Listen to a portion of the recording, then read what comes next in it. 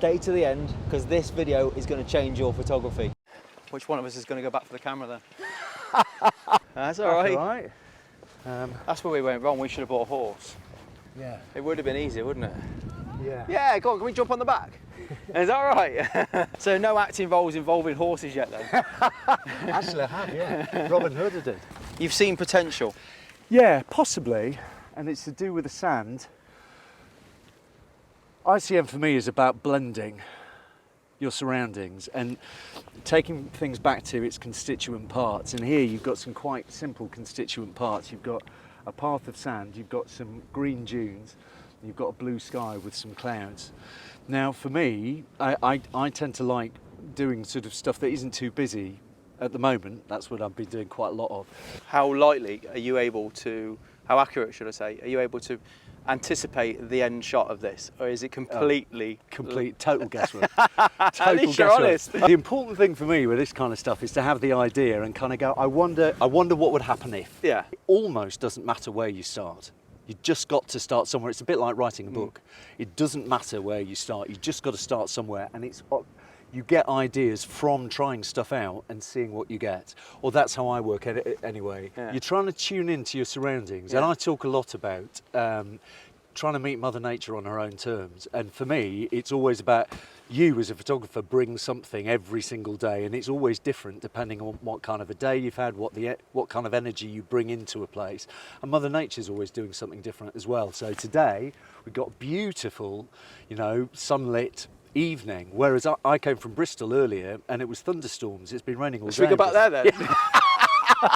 With ICM, a good starting point is anything over half a second in terms of shutter speed. For ICM, shutter speed is everything. ICM is about intentional camera movement, ICM obviously, but and so to get intentional camera movement, anything around a half a second will almost always do it for you. I'm going to choose a shutter speed. We're going to say somewhere around 4 seconds. I'm just going to have a go. Go for it.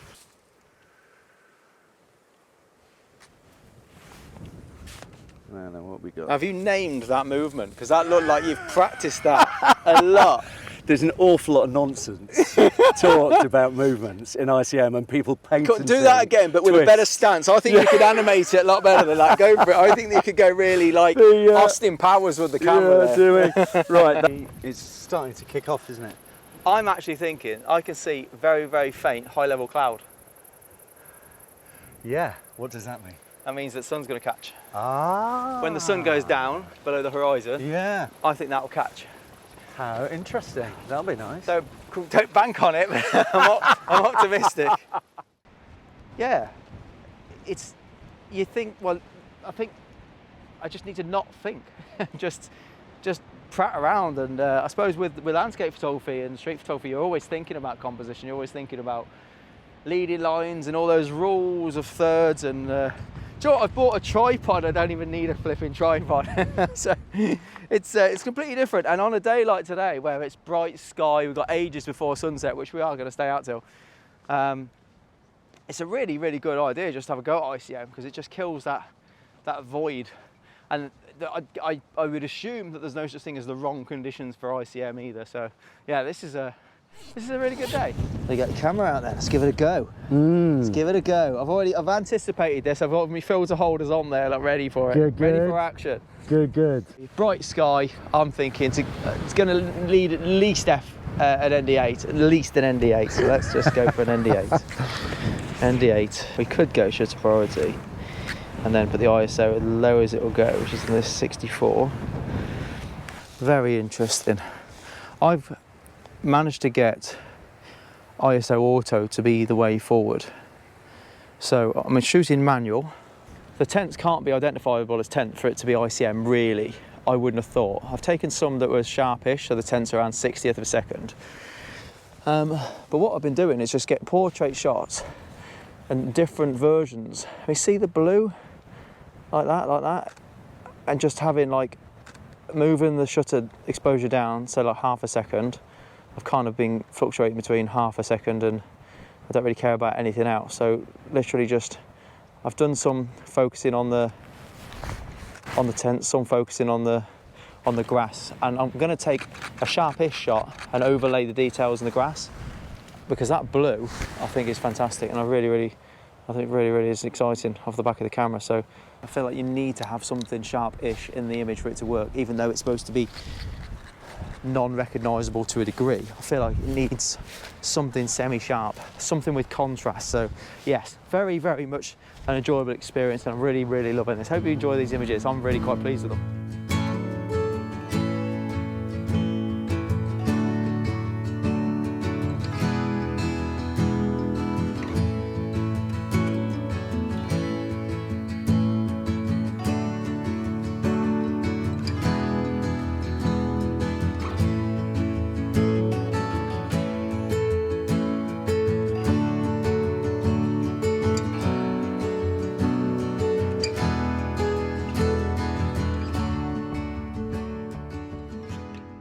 Main job, Yeah.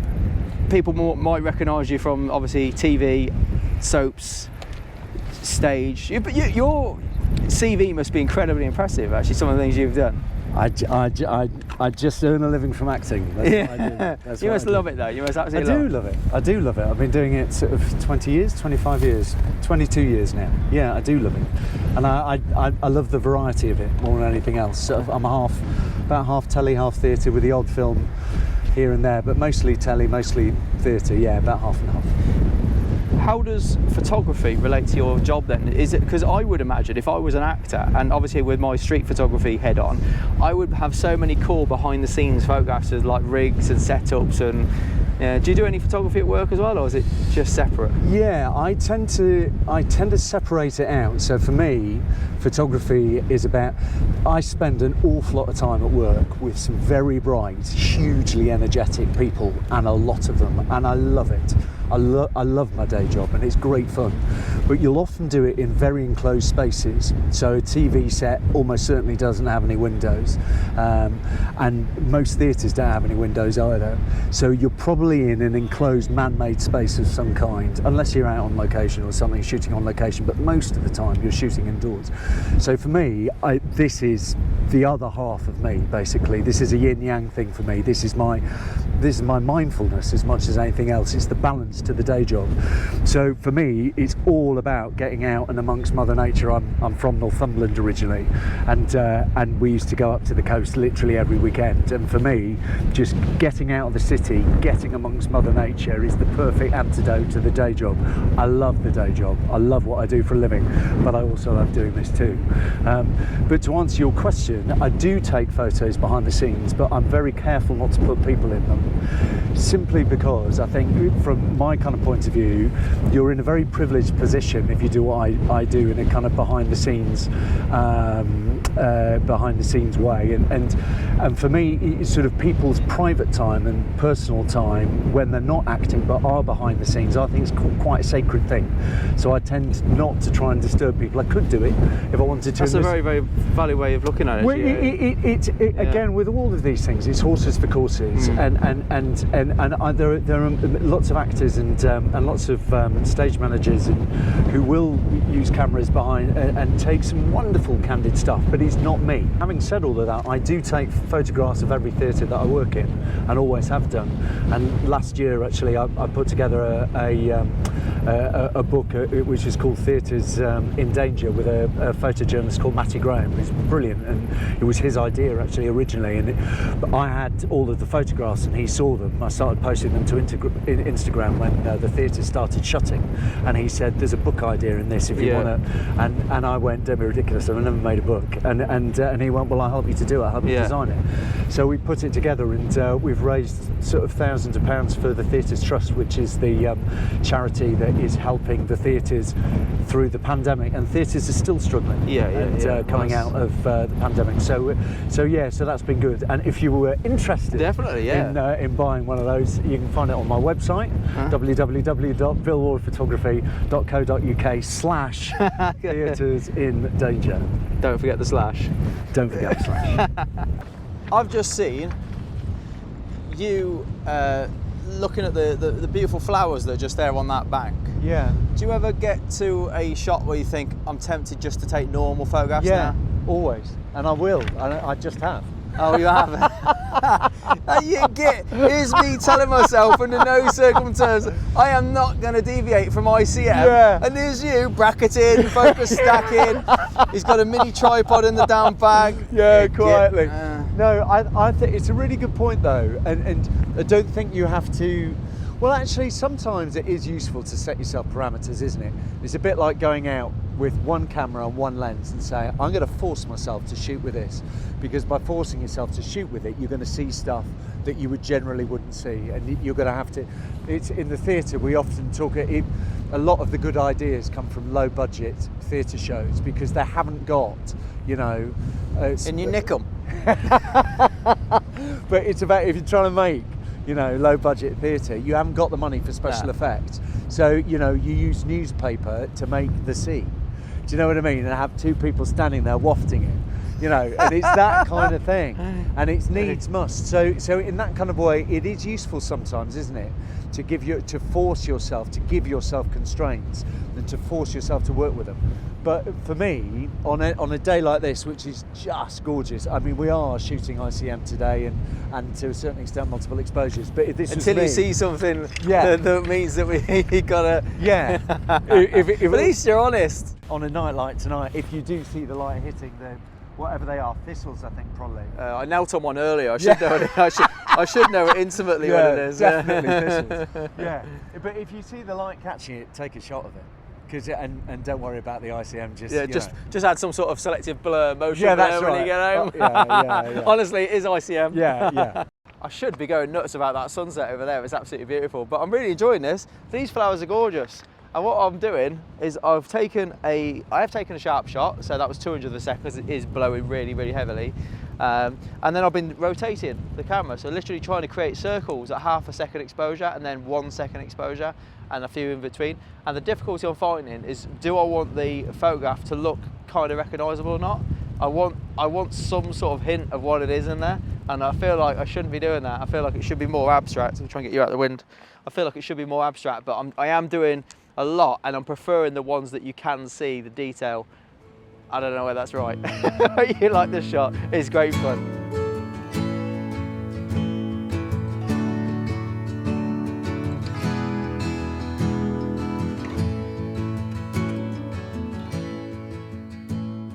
This whole thing came about because I was at the first ever Welsh photography show in the ICC in Newport. I'll put a link in the description of that. And I was there with a few friends and we sat down to watch a few talks, and this picture came up and I thought I recognised the face of this guy. Must be a photographer or something like that, but it looks like an actor though, it looks like an actor. Let's watch anyway. So we watched a few of these talks, really good show, so well done those putting on. But I watched this talk and the guy said, hello, my name's Bill, I'm a photographer, but you might recognise me from. And I was like, flipping heck. I don't watch soaps or anything like that. I can't stand soaps. My mum loves them. My family flipping loves them. But let me know if you've seen any of the soaps with Bill in, and let me know a bit of feedback for Bill's acting in the comments, and any notes of encouragement or anything you've seen. Let me know in the comments down there. What have you seen Bill in anyway? And maybe I'll hunt him down. It's about to kick off. Do you know what that reminds me of? If you were to combine Karate Kid with photography, you're like the Danielson of photography, aren't you, with your little martial arts. So if you did your panning across there, you'd get the black band in the middle and the colours either side, wouldn't you? Yeah, the light point is still quite strong.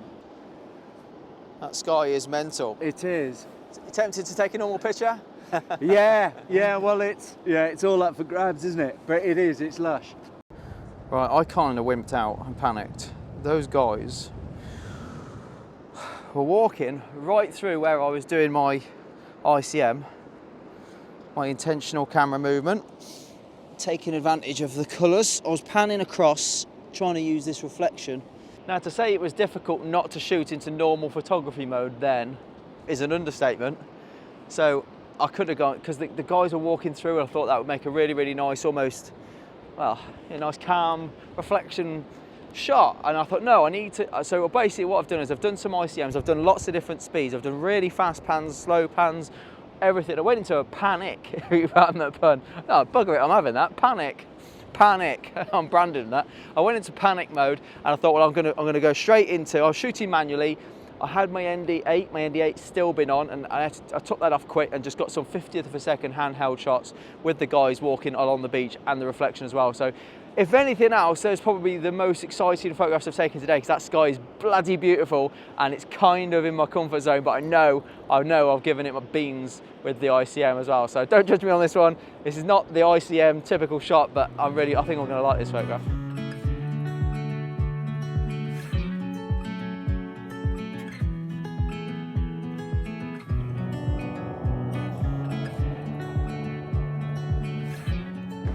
What an evening, what a fantastic evening.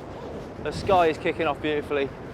And let's be honest, how many of us actually go out and be creative with our cameras? We're literally out, landscape photographers are out traditionally with their tripods, looking for leading lines, looking for rules of thirds, and it just gets to a point where you're no longer creative, you're just following the rule book. You're looking for the same type of composition every single time. So if you take nothing else from this video, grab your camera, even if it's in the garden, go out and do some ICM. Just see the world of photography in a completely new light, because honestly, it's inspiring. Like a zoom-in technique you're trying now. Yeah, it probably needs a slightly longer shutter speed, but it's almost like an old school zoom burst, but you can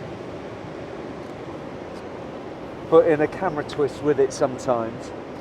So let the camera move as you're zooming with it.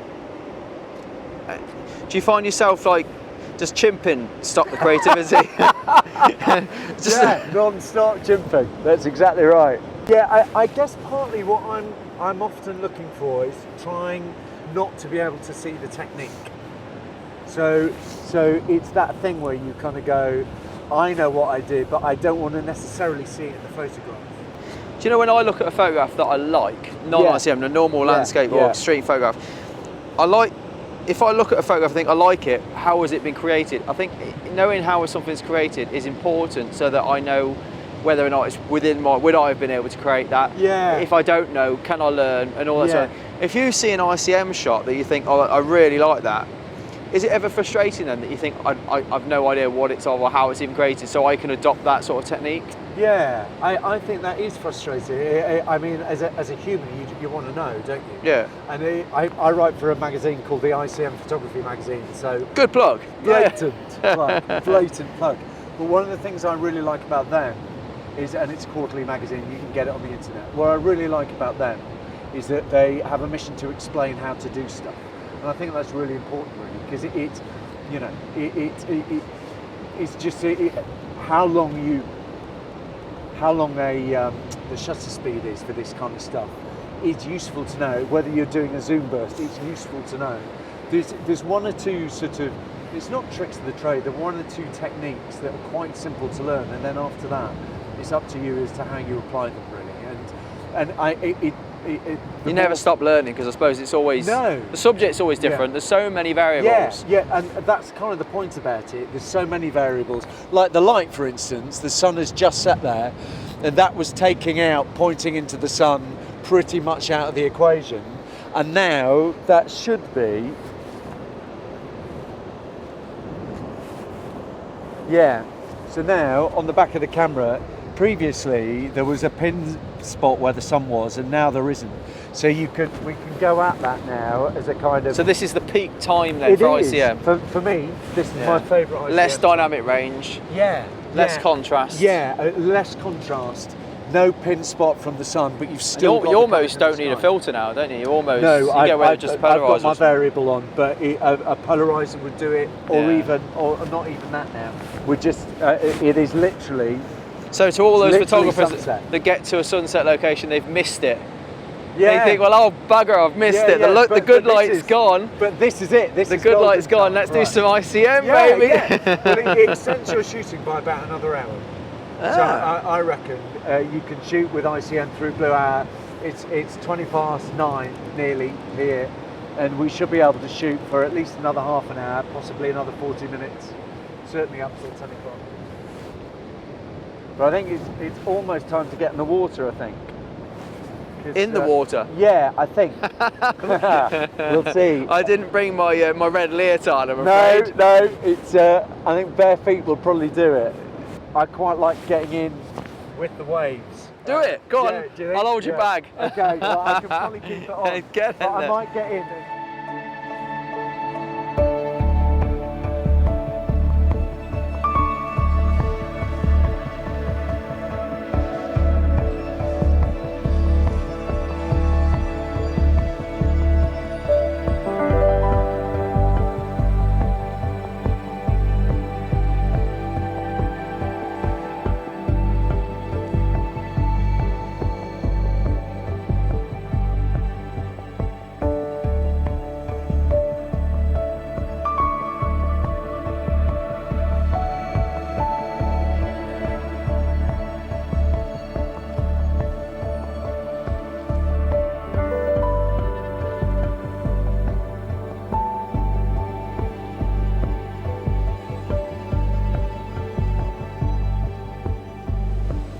Unbelievable. What a night. To say I seen a man out there enjoying himself is a bloody understatement. Well, You were out there a while, man. Yeah, you it were just really doesn't get better enjoying than it. that, though, does it? No, I agree. That was absolutely, as you say, quite rightly, outrageous. Outrageous. It's proper sunset. Really. It was beautiful. But no, seriously, it was inspiring to see you working a scene as much as you did. You were working that. You were kind of following the waves, the line of the waves, weren't you? Yeah, that's a good one actually. If you use the contours of the waves as they come in, almost use them in a traditional landscape photography way as a leading line. They can take you into a subject, and here the subject. I mean, it's all a subject, but my goodness me, what a subject that is! The setting sun, that is. Yeah, ICM seems to take a lot more patience than, I suppose, I would have just thought you give it a go and then move on. But you do work a scene quite a lot. Yeah, that's part of the joy for me is to seeing, because this is so beautiful and it is undeniably beautiful, and I guess it's trying to find a way of finding your version of that. Now I kind of sort of think of it in terms of you're making something, creating something with Mother Nature, like in a kind of an ensemble way really. You're kind of taking what she's giving and then trying to add something else on top, I suppose. So between you make a new piece of whatever it is. But it's been certainly a very beautiful evening. Yeah. With landscape photography, if you're on a tripod, you don't really get that many variables. You can change your shutter speed a little bit, Yeah. you can change, but the amount of, because every wave would have been different, Yeah. every movement would have been different, Yeah. the light was changing, Yeah. you know, there were so many things you could do to change every one of those photographs. Yeah, that's right. And what I started to notice after a while was that sometimes the wave and the sun mixed in together, and so sometimes you're just seeing what happens, but quite a few of those, particularly towards the end, I was trying to get, and the one I've got at the end, and Did you have multiple different shutter speeds, or did you kind of stick with one? Yes, I've tried sort of everything. I haven't gone much beyond 3 seconds. Really, you were as long as that? Yeah, and which was to try and take some of the surface of the water and mix it in with the sky. But sometimes actually just going along the contour of the wave, just trying to get some of the wave as it breaks, almost like I've got my long lens in the bag, and this goes up to 24-90, yeah, up to 90 millimeters, and trying to sort of get in close on the surface of the waves as it breaks, and mix some of that in with the sun as it sets. So you're using the colour. It's back to what we were talking about when we first started this, which is taking a scene back to its basic elements, really, to its essence. And that's what I love about ICM, is you strip away all the extraneous detail and you get back to the essence of a scene, which is, you know, a sunset and the sea, and trying to mix the two together. So that's what I've sort of spent most of the last sort of 20 minutes, half an hour doing, trying to mix the two together and seeing what happens if you do. What a day with this chap. Honestly, I really have enjoyed myself today. I can't actually believe how much fun it's been. I thought it was one of those things that you sort of try for a few minutes and think, well, what next? But it really has been a really enjoyable day. Check out Bill's Instagram. He's a very, very talented photographer and actor. So obviously, if you're familiar with his work on the telly box, you'll appreciate his multiple skills. But no, do check out his Instagram. He's a phenomenal guy, and he does workshops as well. So if you're interested in coming out and learning like I did with him today, do get in touch with him. He's a really, really cool guy, and he's still standing here with his bare feet. And to be honest, I would have put the camera ages ago now, because it's gone. The sun's well gone, but he's still taking shots. He's having so much fun. It's very, very inspiring. Anyway, on that bombshell, I'm going to leave. I'm going to head back now. So I hope you enjoyed the video. Hit the subscribe button if you did. As I say, check out Phil's Instagram and follow me on my Instagram. I lost all my social media recently. I got hacked, so I lost a lot. So please jump over and follow my new Instagram. That'd be great. And I'll see you in the next video. Thanks for watching. Take care.